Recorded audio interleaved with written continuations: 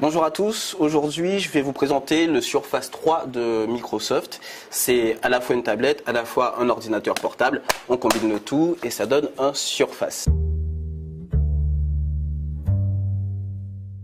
Troisième fois que Microsoft se lance dans ce produit.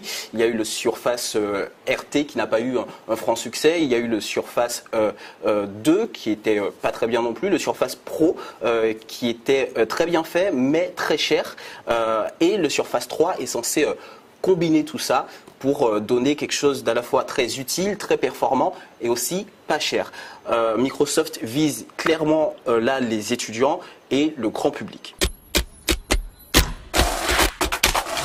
En fait, on a reproché au Surface Pro 3 d'être plus un ordinateur qu'une tablette, notamment en raison de son poids. Il était à 800 grammes.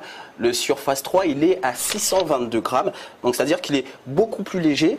Et surtout, l'écran, alors vous allez le voir, l'écran est plus petit. Il fait 10,8 pouces alors que le Surface Pro 3 faisait 12 pouces. Microsoft vise donc les jeunes. Sa surface n'est pas chère, mais son prix représente quand même 75% du budget mensuel d'un étudiant et 79 menus McDo.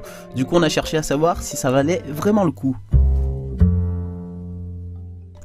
D'abord, le clavier, il est rigide et c'est bien, mais le trackpad est minuscule et ça ralentit.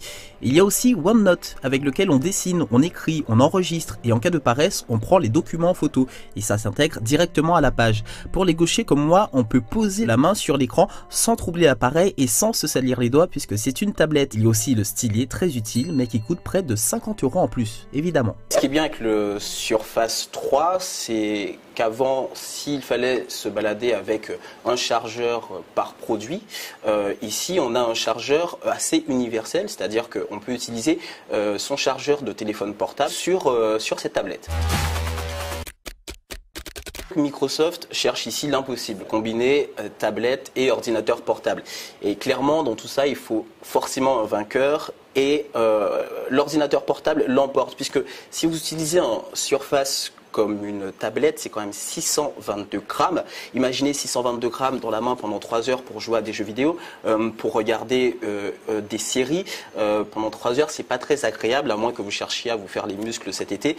Alors qu'un ordinateur portable, là, on a tout Windows, on a un clavier assez intéressant, très facile d'utilisation. Donc ici, on a un très bon ordinateur portable et surtout pas très cher à partir de 599 €. En revanche, on a une tablette assez moyenne.